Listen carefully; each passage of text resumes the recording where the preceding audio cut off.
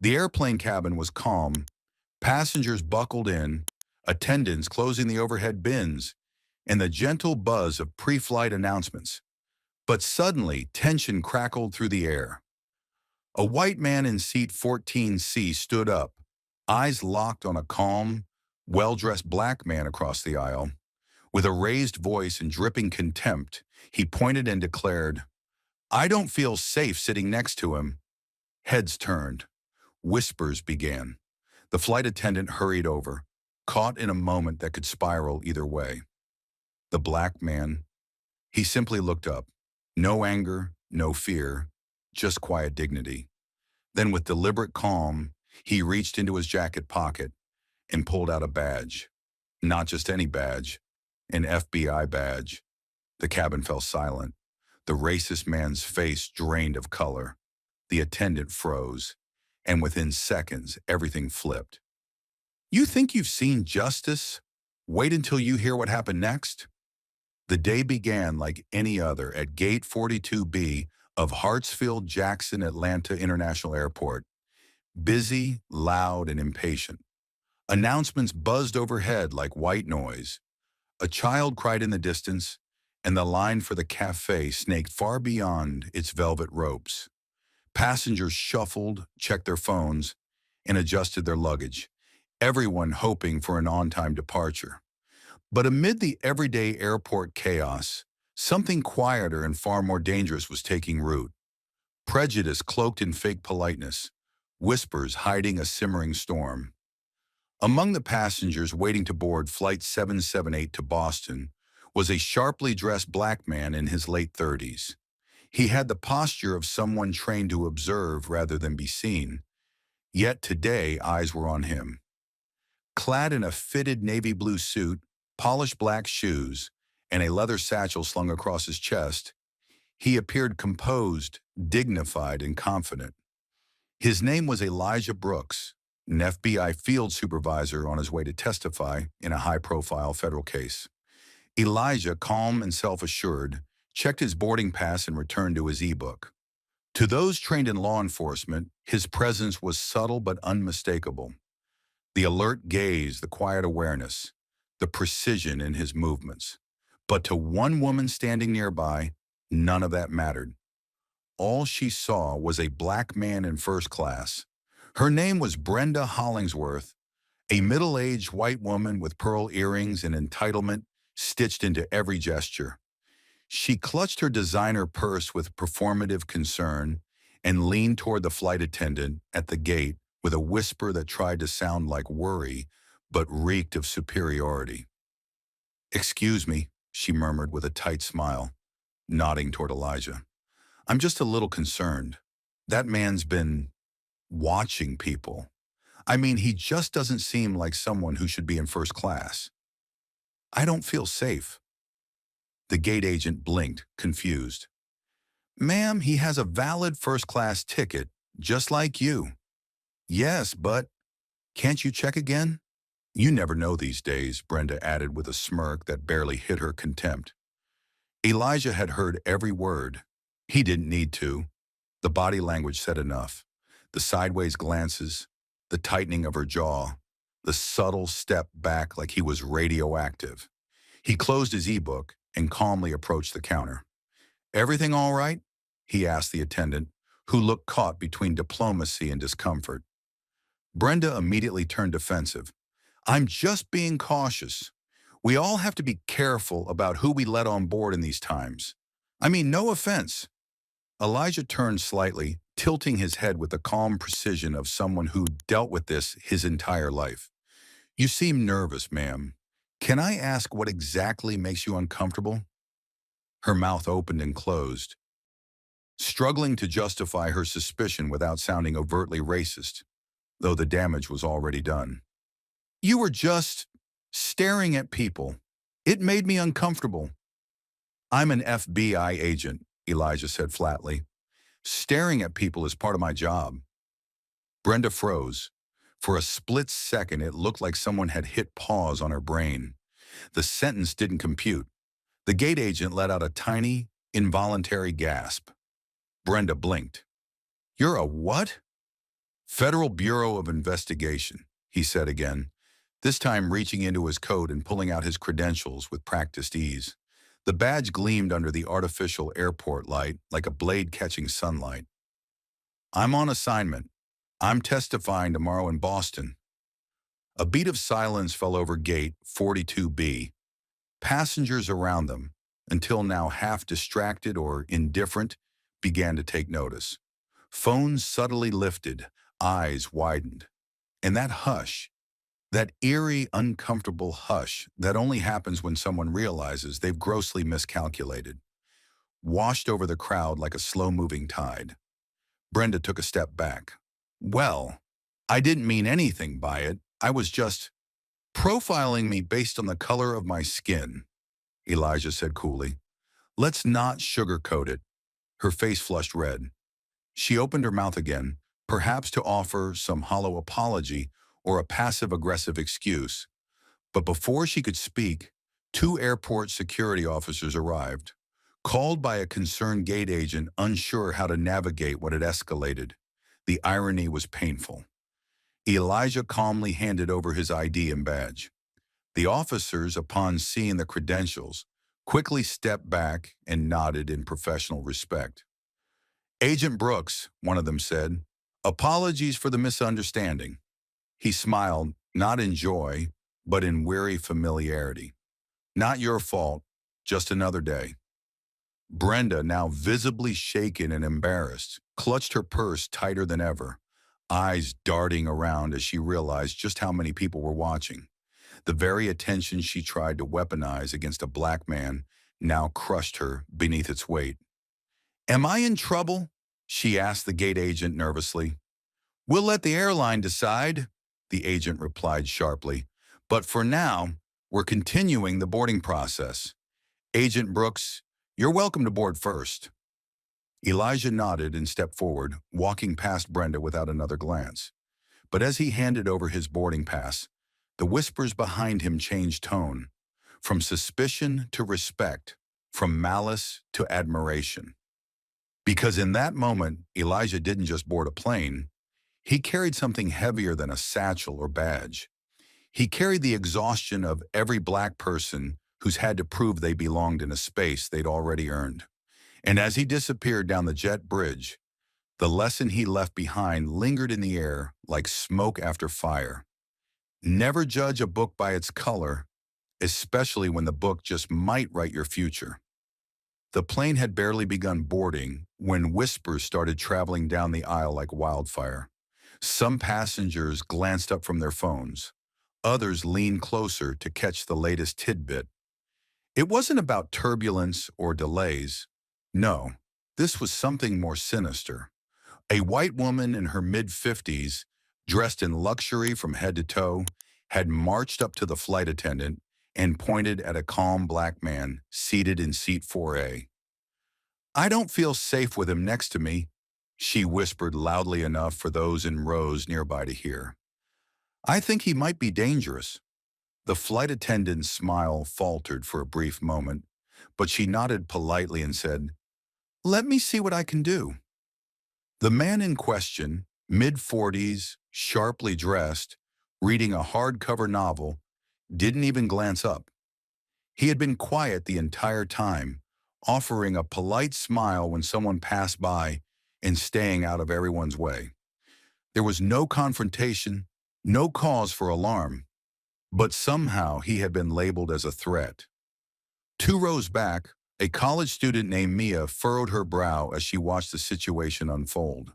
She had noticed the same man offer his seat to an elderly woman during pre-boarding, help a flight attendant retrieve a bag from an overhead bin, and offer a quiet thank you when his coffee was served. Now suddenly he was a problem? Meanwhile, the flight attendant returned, this time with a more senior crew member. The murmuring began again. The white woman was acting distressed now, wiping invisible tears and clutching her pearl necklace as if she had seen a ghost. I don't want to cause a scene, she said loudly, but I don't feel safe. That man has been staring at me and mumbling things. It was a lie, a bald-faced one. The man had headphones in and hadn't even looked in her direction. The senior flight attendant approached the man slowly. "Sir," she began, forcing a tight smile, "we've had a concern raised. Would you mind stepping off the plane for just a moment so we can sort things out?" The man looked up, calm but slightly puzzled. "Is there a problem?" "There's been a report from another passenger. We just need a moment to speak with you." He closed his book, placed it gently in his lap, and removed his headphones. He looked her in the eye. "Am I being accused of something?" The attendant hesitated. "We just need to have a conversation off the plane, sir. It's routine." By now, the cabin was silent. All eyes were on him. The tension was palpable. The man stood up slowly, maintaining eye contact with the attendant. "All right," he said calmly. "Let's talk. But before we do," he reached into his inner jacket pocket, prompting a gasp from the white woman nearby. "He's reaching!" she shrieked. "Oh my God, he's going to—" But what he pulled out wasn't a weapon. It was a badge. And not just any badge. It glinted under the cabin lights. The bold letters etched across it made the entire plane freeze. Federal Bureau of Investigation. Special Agent Marcus D. Kane. Gasps rippled through the cabin. The white woman's face drained of color as her shrieks died mid-sentence. The senior flight attendant blinked rapidly. "Oh, you're—" "Yes," Agent Kane said, his voice even. "I'm with the FBI, and now I think I have some questions." The plane was dead silent. Agent Kane turned to the woman who had accused him. "You said I made you feel unsafe? I've been seated here for 20 minutes, reading quietly. You fabricated a story, lied to airline staff, and tried to have me removed from a federal flight." He held up the badge for the attendant to see again. "Would you mind calling airport security, please? I believe we need to have this properly documented," the white woman stammered. I didn't know. I didn't mean—" But it was too late. A low murmur of approval rose from the passengers. The college student Mia clapped once. Then someone else joined. Before long, the entire front cabin echoed with applause. Not because someone had been embarrassed, but because someone had stood up, calmly, decisively, without raising his voice or losing his composure. Special Agent Kane didn't return to his seat right away. He followed the flight attendant to the front of the plane, where a uniformed officer was already entering the jet bridge. The woman who had falsely accused him now sat with her head in her hands, trembling, not out of fear, but out of the weight of her own disgrace. By the time Agent Marcus Kane stepped back onto the jet bridge, the airport security team was already there. Alerted not by him, but by concerned crew members who had realized they had nearly removed an innocent man because of an unverified accusation. A single complaint had nearly become a dangerous incident, and that fact sat heavily on everyone's shoulders. The woman who had caused the scene, her name later revealed to be Margaret Ellison, sat quietly in a holding area near the gate. Gone was the righteous indignation, the trembling pearls, the feigned fear. In its place was a blank, shaken stare. It was dawning on her now that she hadn't just embarrassed herself. She had triggered a national scandal in the making. Agent Kane didn't press charges on the spot. He was calm, calculated, and professional. He filled out a report, gave a brief statement, and returned to the flight just before departure. But the murmurs and smartphone cameras had already taken flight long before the plane did. Mia, the college student, had filmed most of the encounter from her seat. Not to go viral, not to make a spectacle, but because she had a gut feeling that justice needed a witness. She uploaded it to her Instagram and TikTok once the plane touched down, captioning it, "Racist passenger tries to remove black man from flight until he flashes his FBI badge." Within 4 hours, the video had over 3 million views. Comments flooded in like a tidal wave. She thought she could weaponize her fear. He weaponized the truth. The level of calm he had, I would have lost it. Props to him. Imagine the countless times this has worked when the man wasn't FBI. Major news outlets picked it up by morning. CNN, MSNBC, even BBC World News ran segments with headlines like, "Racial bias on board, FBI agent faces discrimination on domestic flight, and passenger tries to eject black man from plane, didn't know he was the FBI." Agent Kane, meanwhile, went about his business with measured silence. He didn't make a public statement. He didn't join any talk shows. When asked by journalists if he wanted to comment, he gave a short reply. "I wasn't the story. The story is how easily it could have gone the other way." That response only added fuel to the fire. Civil rights attorneys began holding panels. Influencers and activists across the country reshared the video and demanded answers. Why did the airline crew ask him to leave before verifying anything? Why was a baseless accusation entertained so quickly? How many other Margarets had gotten away with this behavior? Under pressure, the airline released a formal apology the next day. Their statement read, "We deeply regret the incident involving one of our passengers and a member of federal law enforcement. Our crew's response did not meet the standards we strive for when addressing customer concerns. We are conducting a full internal review and mandating bias training across all staff levels immediately." But public opinion wasn't satisfied. Boycotts were organized. Hashtags like "Rearing Flying While Black" and "Margaret Moment" trended for days. Talk shows debated the implications. One viral tweet read, "If he hadn't had that badge, would he have ended up in cuffs? Or worse?" In the middle of it all, Agent Kane kept his composure. He continued his work, quietly visiting schools as part of the FBI's outreach program, mentoring young black students interested in law enforcement, and speaking at small community events. But one night, when he got home from work, he found a letter waiting for him. It wasn't from the government, it was from Margaret Ellison's son. The handwriting was neat, careful, even a little shaky. It read, "Dear Agent Kane, my name is Ryan Ellison. I'm Margaret's son. I saw the video. I don't have the words to express how sorry I am for what my mother did. I wasn't raised that way, and I know you didn't deserve that. I just wanted to say thank you for not losing your cool, for handling it with grace, and for showing the world what real power looks like. I hope one day, if I ever meet you, I can shake your hand and say this face to face. Sincerely, Ryan." Marcus read the letter twice, then folded it carefully, slipped it into his desk drawer, and sat in silence for a long time. This wasn't the first time someone had looked at him and seen a threat instead of a man. But this time, for the first time, the whole world had seen what he had always known. Character is louder than color, and justice doesn't wear a uniform. It lives in your restraint. The incident hadn't just gone viral. It had meant something. It had started conversations in homes, classrooms, and courtrooms. And Agent Kane, without saying a word on camera, had become the face of a quiet revolution.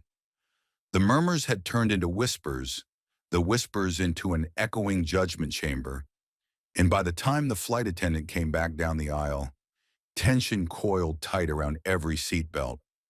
Sarah Wilkins sat back smugly in 14A, arms crossed, her phone now out and recording again. She had just delivered her third complaint to the airline staff. "He's staring at me, intimidating me with his presence. Why does he need to be so close?" Thomas Gray had barely moved since he sat down. His posture remained calm, deliberate, his eyes out the window, but his silence had become the loudest thing on the plane. Not once had he responded to Sarah's comments or looked her way, but his restraint was being stretched like a taut wire. The flight attendant, Amanda, leaned closer. Her voice dropped to a whisper, but it couldn't hide the shakiness behind her professionalism. "Sir, I need to ask again. Could you consider switching seats just for the sake of everyone's comfort? Thomas turned to her slowly.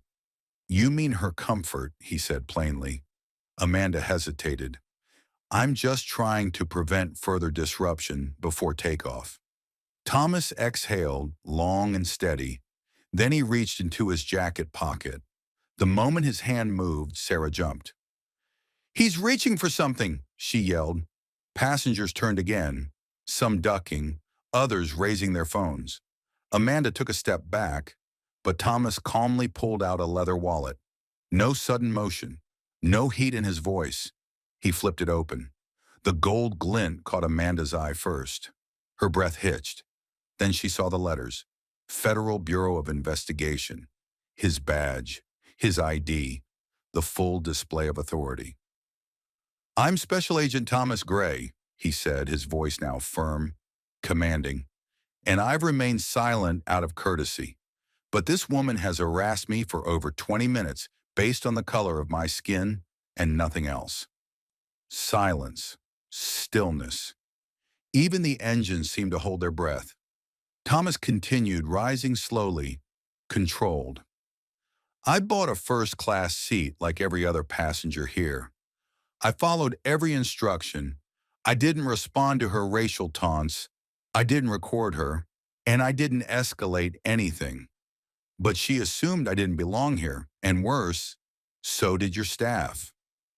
Amanda's face flushed. I wasn't aware you were FBI. You shouldn't have to be, Thomas replied, eyes sharp. You should treat every passenger with equal respect, regardless of what badge they carry. At that moment, another figure stepped forward, a man in a suit who had been silent in row 2. He'd watched the entire ordeal, arms crossed. He now held up a badge of his own, Transportation Security Administration. He pointed at Sarah. Ma'am, you're going to need to gather your things. Sarah's mouth dropped. What? Me? I didn't do anything. He threatened me. No, he didn't, the TSA agent replied. We've reviewed the security footage from the jet bridge. You followed him onto the plane and harassed him before you even got to your seat. And now you've disrupted the cabin 3 separate times. You're not flying today. Gasps rippled through the plane like a wave. I have rights, Sarah shouted as 2 security officers escorted her off the aircraft. Yes, Thomas murmured quietly. You do. So do I. Amanda stood frozen. She turned to Thomas again. I apologize, sir. He looked her in the eye. Make it a lesson, not a habit. With Sarah gone, the mood shifted. The passengers who had been holding their breaths slowly exhaled. A woman across the aisle gave Thomas a small nod of respect. A man in 12C quietly clapped twice before stopping himself. Thomas sat back down, folding his badge away. But the moment, that moment, hung in the air like thunder after lightning. Because for once, the quiet man in the corner hadn't just held power, he revealed it. And the entire plane saw the difference between prejudice and justice, between assumptions and reality. The plane remained eerily silent even as the engines began to hum for takeoff. Passengers sat straighter now, not in fear, but in awareness. It was as if someone had pulled back a curtain and everyone was suddenly forced to examine what they'd just witnessed under an uncomfortable light. Thomas didn't look around for applause or sympathy. He simply adjusted his seat belt and stared out the window once more, his eyes fixed on the runway lights beyond the glass. His expression was unreadable, not proud, not angry, just exhausted. Like a man who had fought this exact battle too many times in too many forms. In the quiet hum of the cabin, whispers began to spread. Not the kind of hush gossip that follows a scandal, but the low buzz of reflection. I can't believe she really thought she could get him kicked off, a woman in the back muttered to her husband. She didn't even try to hide it, someone else said. Just walked in assuming he didn't belong. Near the front, Amanda, the flight attendant, quietly dabbed at her eyes in the galley. The weight of her complicity pressed heavily on her conscience. She had followed protocol, yes, but she had also failed a basic test of humanity. She hadn't asked for both sides. She hadn't questioned the motive behind the complaints. She had just assumed. The TSA agent who had removed Sarah came back into the cabin briefly, making his way down the aisle toward Thomas. He stopped beside his seat, leaned down, and spoke low enough so that only Thomas and those immediately around him could hear. "We're filing a formal report on this incident. Internal review will look into the airline's handling. I just want you to know what you did, the way you handled that was powerful." Thomas looked up. "It's not the first time someone's treated me like a threat just for existing," he said, voice calm but heavy. "I'm just tired of having to stay silent so I don't become the problem." The TSA agent nodded, visibly affected. "Well, you weren't the problem. You were the mirror, and today everyone saw themselves." With that, he walked away. A few rows behind Thomas, a teenage black boy sat with his father. His eyes hadn't left Thomas since the badge had come out. He tugged on his father's sleeve and whispered, "He looked like you." The father smiled, eyes glistening. "Yes," and he reminded them what we're capable of. The plane began to taxi down the runway. Amanda returned to her post, more thoughtful than before. Before takeoff, she took the intercom and made a rare announcement, one not rehearsed or required. "I'd like to apologize to any passenger who felt unheard or mistreated today," she said. "We're committed to providing equal respect to everyone on board, and sometimes we fall short. Today I learned something, and I intend to do better." A few claps trickled through the cabin, not forced, not dramatic, just quiet affirmations that someone somewhere had learned something. As the plane lifted into the sky, Thomas closed his eyes, not because he was tired, but because peace had finally settled in. For once, the truth hadn't needed shouting. It had revealed itself in quiet strength and silent dignity. And even though he hadn't planned on teaching anyone that day, he had, without a lecture, without raising his voice, just by being who he was and refusing to be small. The plane landed smoothly, but the tension on board had shifted to a hopeful energy. Word of the incident had already reached the airline's headquarters, and the response was swift and clear. Within hours, the airline issued a public apology acknowledging the racial discrimination that occurred during the flight. They announced immediate disciplinary actions against the staff involved, including the flight attendant who had initially responded to the racist complaint without investigating properly. Training programs on diversity, equity, and inclusion were scheduled to be rolled out company-wide, signaling a commitment to change. Thomas received messages of support pouring in from social media, colleagues, and even strangers who had followed the viral video circulating online. It was overwhelming but deeply affirming. He knew this moment wasn't just about him, it was about every person who had ever been judged unfairly because of their skin color. But perhaps the most profound moment came a few days later at the FBI office. Thomas's supervisors called him in, not for reprimand, but for praise. They recognized the courage he displayed in handling the incident with professionalism, calm, and dignity. They encouraged him to share his experience at upcoming training seminars aimed at educating law enforcement officers on racial bias and respectful public interactions. Thomas agreed. He saw it as a chance to turn pain into progress, to ensure the story that had caused him so much frustration would become a catalyst for meaningful change. Meanwhile, the racist passenger, whose name was soon made public, faced serious consequences.